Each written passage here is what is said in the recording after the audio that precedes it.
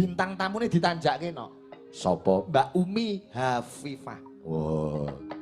Diaturi jumeneng. Ayo no. Kinutang-kutang tansah bisa lelati. Narma rasa remang ayomi.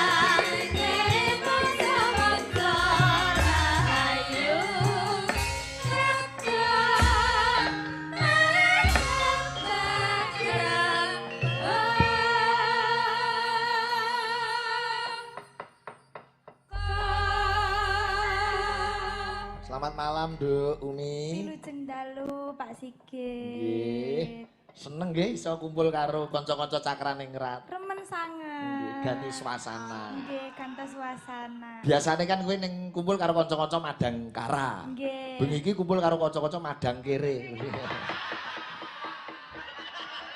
Kara. Iki Cakraning Rat. Nggih, biasane Nggih teng nek Cerawak kaya ngeten iki. nggih, biasane nek ten Madangkara kan yogane sepuh-sepuh. Halus-halus. Nggih, klasik-klasik ngoten niku. Wah, iya plastik-plastik kok klasik-klasik. Plastik. Klasik-klasik nek ten mriki peh.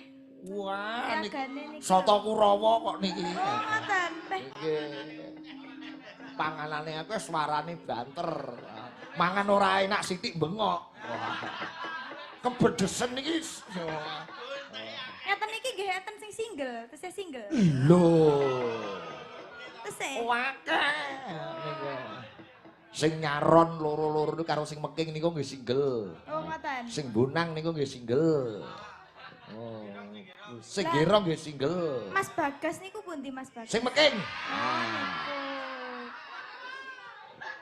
Oh, nggih. Niku jujunge Pripun? napa bapake jenenge Bagas niku ngefan karo penyanyi Katon Bagaskara. Oh, ngoten. Dia anak jenenge Katon Bagas Kere.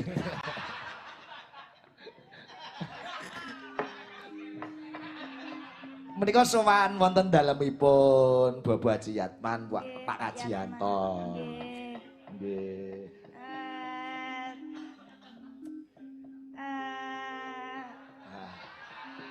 Aduh lagi ndongake temanten kalih napa nduk? Nggih. Kula badhe ngaturaken panuwun dumateng Bapak sinten wau? Pak Yatman, tapi Pak Anton, Pak Pak Kajianton. Anton. Nggih.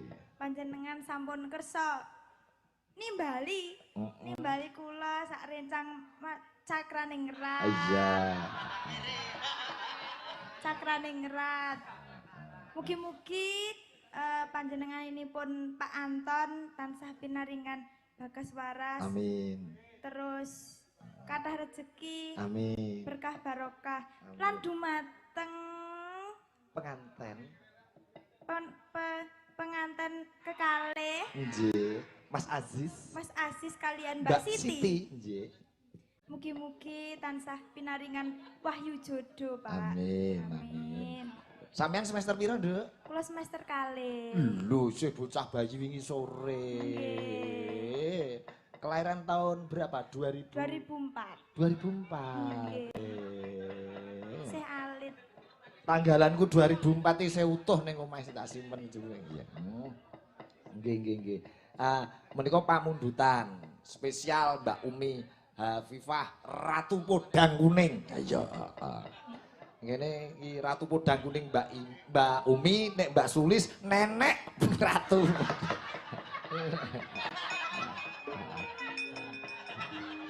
Kok tuwek men kaya nenek. Ratu ya saya enom. Nenek untuk kuning.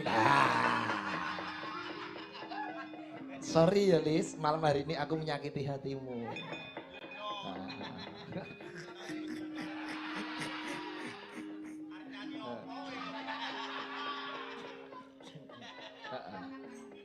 Podang kuning dipun bawani Mbak Umi. Nggih.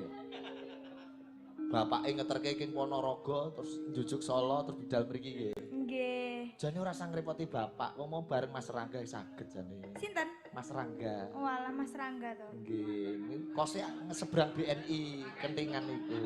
Kula mboten penak, Pak, kalih Mas Rangga. Lah sebabe. Sebabe Mas Rangga pun mboten single. Oh. Nggih. Urung mesti kok. Sapa ngerti ta ngarep single. Agustus meh dadi manten lho lah iya Agustus dadi manten. Oh ya, iya.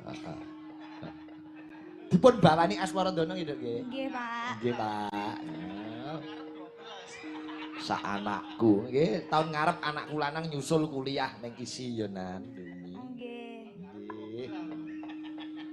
Nadyan cengkok khas Nduk Umi, ayo Mi. Nadyan wujud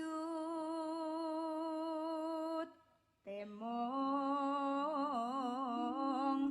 peksi.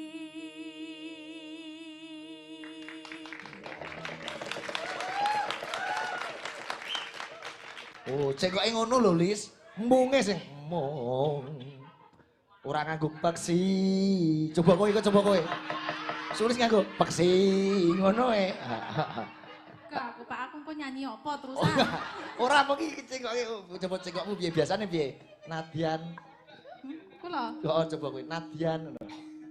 Nadyan wujud temong peksi.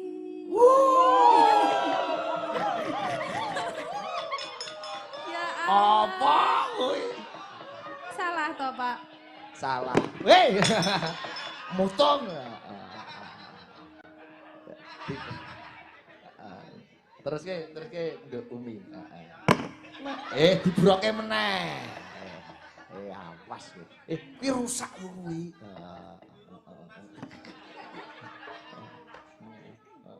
Terus ya.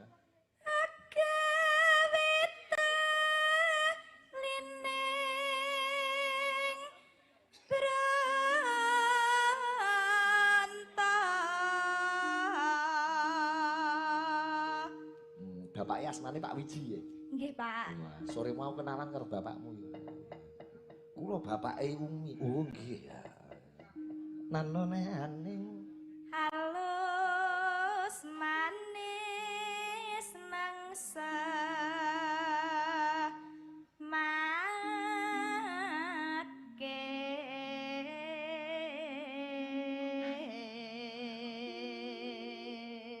bocahe polos. Iya. Wasubinggan kung lana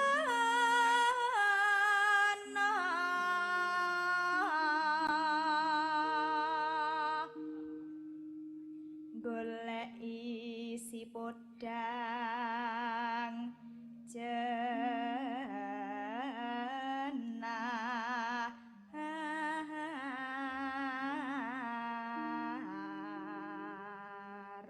Saiki nek kegiatan kampus sapa mesti katut tuh ya, Nduk ya. Nggih, Pak. Nggo kegiatan, nggo pokoke serawung latihan terus ngono. Zaman biyen Pak Sigit kuliah ki ono kegiatan apa tak eloni. Kegiatan apa mawon contone? UKM apa wae teater melu, ketoprak melu. Wong mergo karo pas latihan iki entuk sego dadi rada ngirit orang jajan ning warung. Tugas apa ujian apa ki tugas akhir ya melu latihan. Ngono. Ora ene kok STSI Pramuka iki ora ene. Dibeli gerung-gerung sego, bantu penyajian, pembawaan melu terus. Guru payu gur sego karo kaos zaman semono. Kuwi seneng-seneng. Terus ya. Iba bunga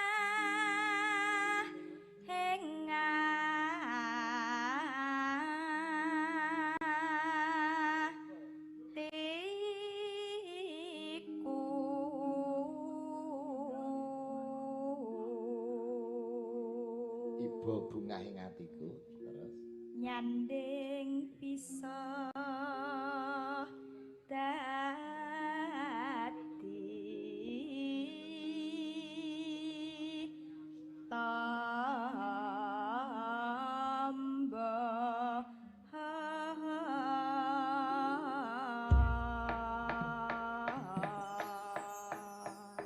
Podang Kuning karya sinten Nduk Umi? Karyanipun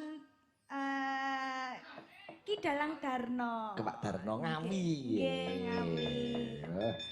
Coba ditayubke cara bluro kene. Wo, Buka saka bunan. Nulung-nulung. Ayo Podang Kuning. Mesti beda-beda kok. Biasa nulung-nulung. Nah, coba kayak apa ya, Mas?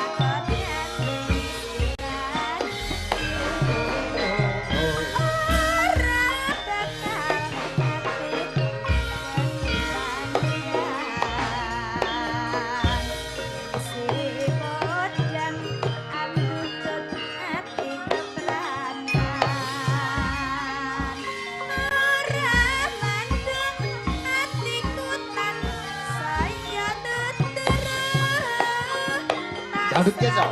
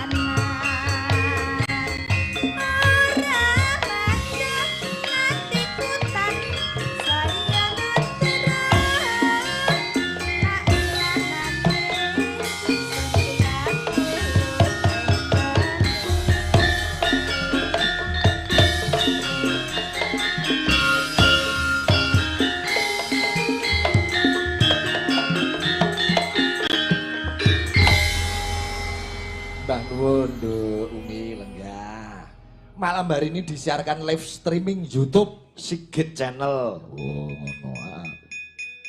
Ora mung Sigit Channel, ning ada 15 channel secara bersamaan menyiarkan streaming malam hari ini. Wah, 15 channel. Iya. Kadang-kadang Karang Taruna kalau mau Gubuk Asmara, Mbak Umi.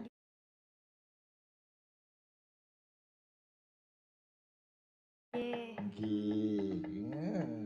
Mengke Mbah Nuri mengke nyuwun Mbak Ima karo Mbak Eni. Ayo ya kok dipinangkani. Gubuk Asmara coba Mbak Umi dipun bawani pocong Mbak Umi. Nggih. Cita-citane jenengan pengen dadi napa Mbak Umi? Kula dados Dosen. mboten. Mboten. Manten.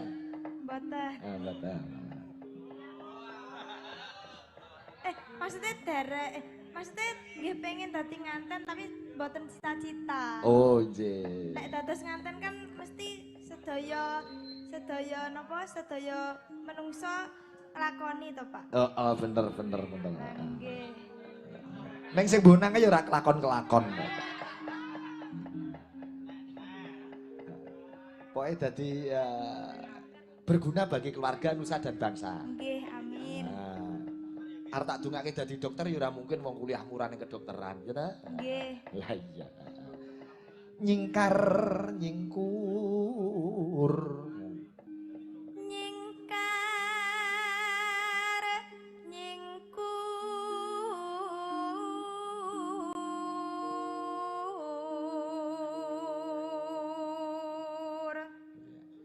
Wiwitane nyingkar nyingkur.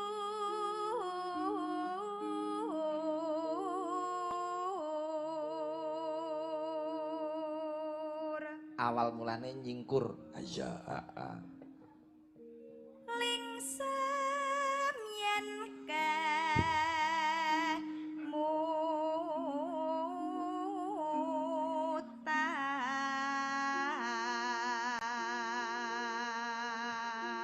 mulai nyinden, latihan nyinden kelas pinten, Nduk? Kelas gangsal SD. Oh, 5 SD wis nyinden. Nggih. Ponorogone pundi, Nduk? Pulung, Pak. Ulung. Nggih. Oh, iya. Nano. Lelampahan kang kawuri.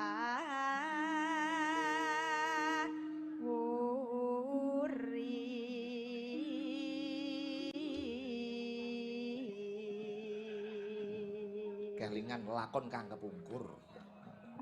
Nano. Tresna tulus nadyanengku bekas mara.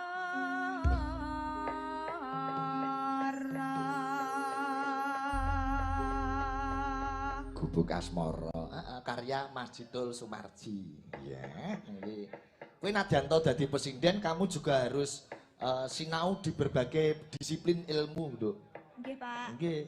Ilmu politik, ilmu sosial harus kamu pelajari. Nggih, Pak. Yo, terus ramalan-ramalan kira-kira yang akan datang kuwi Indonesia piye kudu mau pelajari. Oh, ngono. Heeh. Kena kok titeni no. Tahun iki, tahun ngarep iki pejabat-pejabat sing mengkhianati rakyat kuwi arep do kuwalat. Mosok lho piye to? Sopo sing ngira nek Sambo arep dipenjara? Ora ngira. Ya, heeh. Sopo sing nyangka nek lantaran anake njotosi wong terus bapake dipecat konangan oleh pencucian uang. Ayo, iki alam saatnya sudah akan cara basane melehke. Oh, melehke. Kuwi nek goleki secara nalar ndak iso. Ning Gusti Allah dengan Maha Agungnya, Maha Besare. Iki tahun iki karo tahun jangan datang arep jungkir-jungkirke pemimpin sing berkhianat karo rakyat. Ngono. Nggih, Pak. Oh, iya. Yo lantaran anake, lantaran bojone. Mbok piye dalane iku nek sing kejungkel-jungkel. Iya. 2020 iki penjarane kebak pejabat-pejabat kabeh sumpah. Ih, medeni ya. Ya. Inilah proses untuk menuju Indonesia yang lebih baik. Iki sing iso ngelingke mung Gusti Allah. ketika semua tidak akrab ora sinau nyawiji karo alam, ora ngajeni bumi geni banyu angin ngono ya. Alwamah amanah mutmainah sopiah. Wah, wis geger Indonesia ngono. Iso terfilter, tersaring orang-orang yang tulus, orang-orang yang baik. Niki lagi proses apa jenenge perpindahan. Oh, ngono mbok 2000 ben presiden sapa ya presidennya tetep mumet nata Indonesia. Ngono heeh. Engko nek wis rada mumet 10 tahun yang akan datang lagi Indonesia ketoto, Bu. Nggih. Ya, ngono. Ganti nanti. Lah piye to Indonesia kon nganu piye? Yang diandalkan Indonesia adalah budayanya dari Sabang sampai Merauke. Ini nyatanya buktinya apa? Enggak ada menteri khusus kebudayaan itu enggak ada. Dicampur menteri pendidikan dan kebudayaan. Oh, iya lah. Somben tondo-tondo Indonesia maju ini ono khusus menteri kebudayaan, menteri pendidikan, dewe-dewe ngono kuwi. Lucu kok Indonesia. Mosok menteri olahraga dadi wakil ketua PSSI. Loh ya ta. Malah kudune PSSI di bawah menteri olahraga. Lah lucu-lucunan. Ya ning ora apa-apa rakyat cilik iku nonton wae. Ayo nonton wayang malah gayeng ya nah. Coba gubuk asmara buka vokal Nduk Umi. Nah. Yen lewat ya. Yen liwat aku kelingan gubuk kae biyen tak golek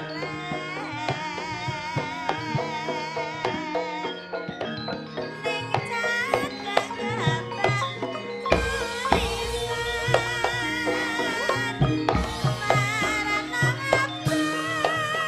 marana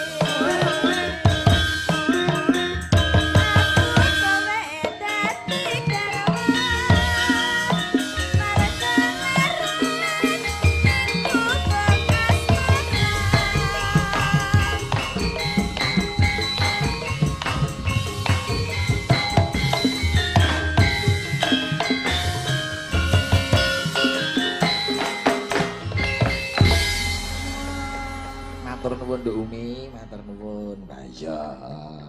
Iki ono layang, heeh, yang mengke kok saking Pak Sutarji barang nggih, saking Mbah Nuri. Iki Mbah Nuri ben munggah panggung duet karo Mbak Ima. Oh, ngono. Saya yang punya hajat nyuwun gending ngampet kangen. Oh. Ngampet kangen Mbak Ima duet diduetkan dengan Pak Zainuri, Mbah Nuri. Buka bunang saking Mas Sigit. Niku teng Japang niku nggih enten dalang Mas Ragil. Sanggare Mas Ragil niku mang paringi bantuan niku. Mas Jolodot nggih enten. Kowe manten anyar Jolodot. Kuwendel meneh rabi. Nuwun sewu. Dalam Mbak Limbu, nggih. niki kula kalih dulur lanang, niki kan permintaan selendang sutra kuning, Nggih. mungkae Gelang kalung. Reh ning niki mboten dono swara, kula kalih dulur lanang wis niki ajeng Nyawet. medun mawon maringi dono arta. Wah cocok. Monggo. Dono arta ya. Ampun lalu niki ra oleh berjamaah lho, kudu dhewe-dhewe lho. Nek bab duit antara Pak Ngapus karo Pak Munawar isih akeh Pak Ngapus wis to percaya gua ya. Oh iya. Iya. Nah. Fair, matur nuwun Pak Mun. Matur sembah nuwun nggih, Mbah Ngapus. Mugi berkah, Mbah. Nggih, matur suwun, Bapak. Matur sembah nuwun Pak Munawar. Pak Alhamdulillah. Pak Ngapus ki wis penak. Iya, wah wis. Piyai Merdeka, putrane ya dadi polisi. Terus wes. Sindene Pak Igit ijen nganyelne. Lah piye? Duit cuwil kok ya dijolne lho. Ijol kok lek ra payu piye? Sapa? Mbak Ima Alah. lho. Ima iki susuk Indomaret kurang 50 rupiah ditakokke kasih kere. Oleh duit cuwil dijolne. Iya. Bae lek cuwil. Selendang sutra kuning. Ya, buka saking Bonang. Ya iya, monggo cok dados.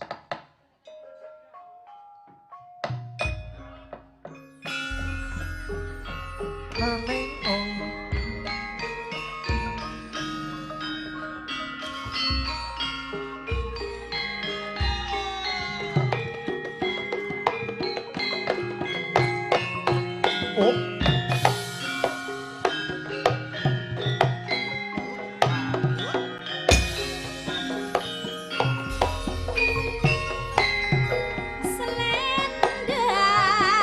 sutra kuning tondo kang diwenehke naon simo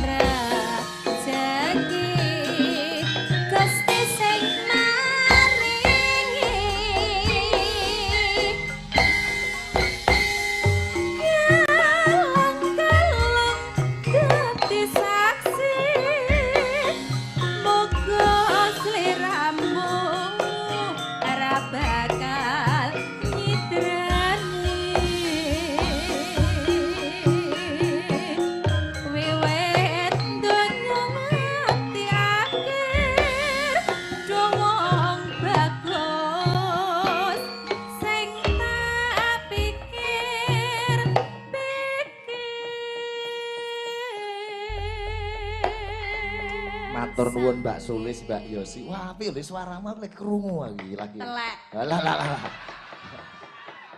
Kowe iki tak alem lah, nganti krungu suaramu nganti keder aku hedian. Keder dereng maem to jenengan. Wis. Heeh. Oh sinden dialem ora. Pancene Sulis iki kaya ngono kuwi karaktere. Ayo. Dijak omongan ora krungu, bareng sok krungu maido. Ayo. Ayo.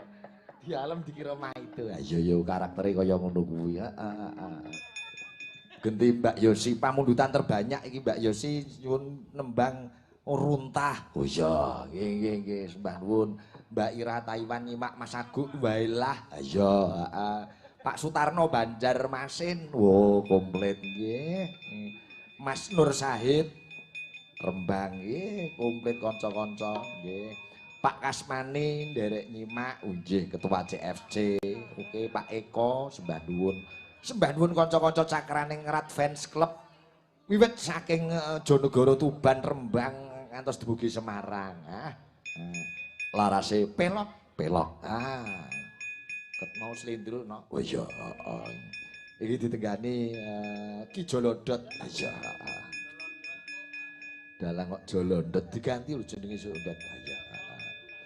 Mugi Pak Marsono pilang kenceng nenggani memantau menika monitor saking Pulirjo.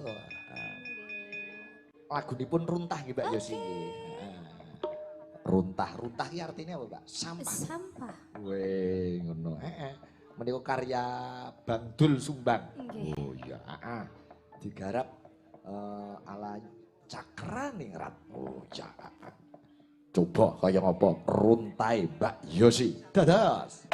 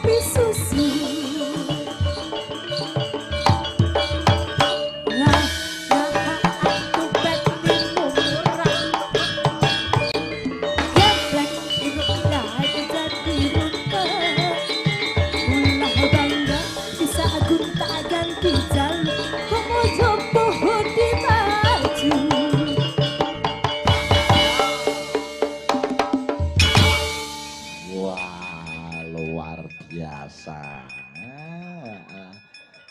Sembah nuwun sembah nuwun. Engko iki ditunggoni presiden-presiden ngene akeh nok iki. Oh ngono. Ana Mbak Dila, ana Mbak Iin barang. Ya heeh. Engko gara-gara men tampil iki Mbak permintaan terbanyak ninggal katresnan. Sing nembang Umi Hafifah digarap jaranan. Wah.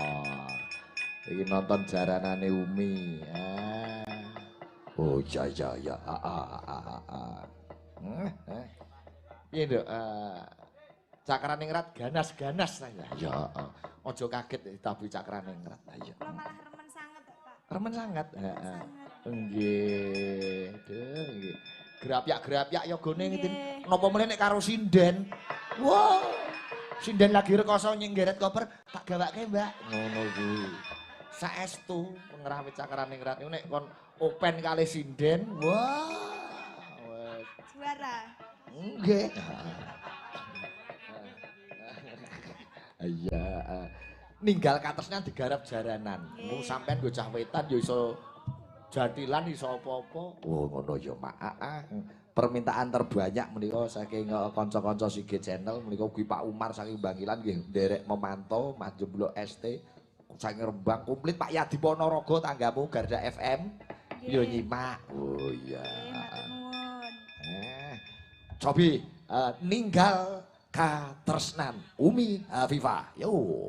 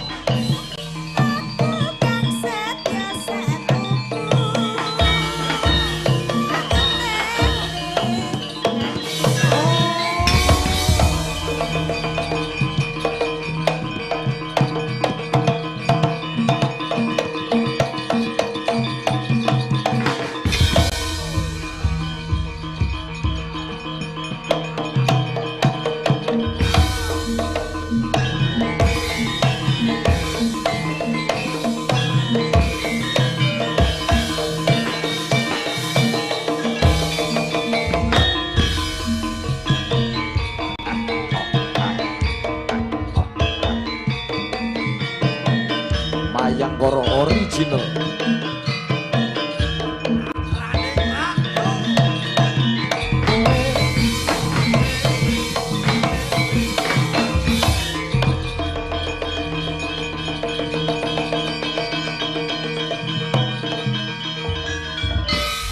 Luar biasa.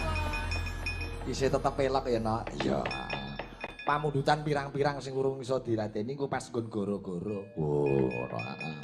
Mergo nek kokean lelagon yo juarei. Oh, iya. Iki lakon pesenan saka panjenenganipun Bobo Haji Anton kudu Semar bangun kahyangan ngono yo, Pak. Iya. Mesti kudu kandhane kang sekar gandum.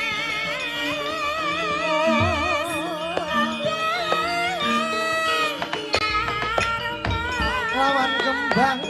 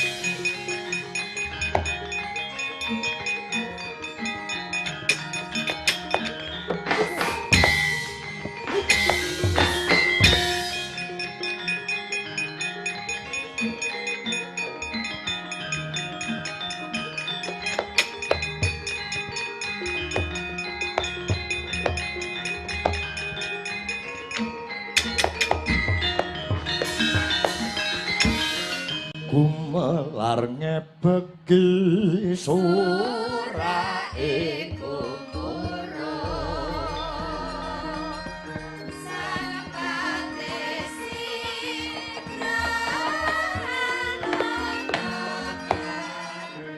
Nuwun sewu nggih anak Prabu Baladewa. Kula kang paman Sengkuni jangkep para Kurawa sampun nganti-anti lan ngantu-antu jenggaripun Angger Baladewa saing Stinggil Dwarawati. Dos pundi nggir antuk karya menapa mboten saged mboyong kembang Wijaya Kusuma menapa mboten nggir kang pamaning Plasa Jenar kang paman Sengkuni nyadong dawuh paman Sengkuni nggih kados pundi kula sampun suwan wonten karsanipun Adi Dwarawati Yayi Sri Bathara Kresna sedaya sampun kula andharaken bilih kalenggan sakmenika ngestina ketaman pagebluk Mayangkara. Wangsit pinursita ingkang tinampi Yayi Duryudana ngestina saged paluya temah jati-jati temah nirmala lamun ta tinumbalan pusaka kang awujud kembang kang aran kembang Wijaya Kusuma. Dumadakan wonten swanipun Bagong kaliyan Gareng. Nunggal sedya kaliyan kula nenggih badhe mboyong Adi Dwarawati kanthi asta kembang Wijaya Kusuma. Lho. Lah kok aneh-aneh Bagong Gareng kok badhe mboyong Sinuwun Dwarawati ngasta kembang menika sababipun menapa? Kinarya usada Kakang Semar nggone nandhang raga. Bela. Dados menika cetanipun sing dadi pepalang mung Bagong kaliyan Gareng. Nggih, pancen leres kados mekaten Paman Suli. Nggih. Yen mung niku sing dadi pepalang Angger Baladewa kula aturi pinarak lenggah ingkang sekeca. Mangke Karta Marma sak rawangipun ingkang badhe ngrangket Bagong lan Gareng. Yen Panakawan loro niku iso disingkirke ora wurunga paduka saged mboyong kembang Wijaya Kusuma nggih. Sawetahipun kula borakaken dhateng Paman Sengkuni. Karta Marma wonten dawuh Paman. Perintahne para Kurawa ngrangket Gareng apa dene Bagong. Nggih, ngestakaken dawuh Paman.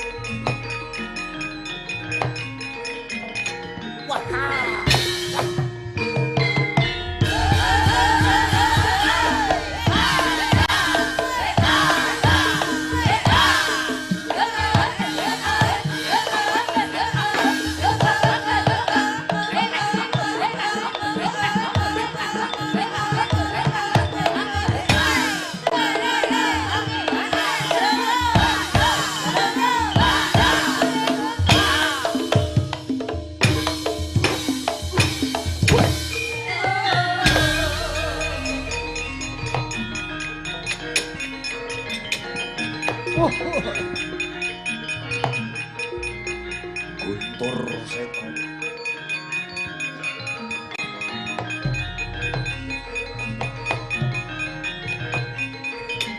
Woi! Wah! Yo yo yo yo. Ya ya ya ya. Ya jalan. Wis koyo barongan todeanan lirikane. Up.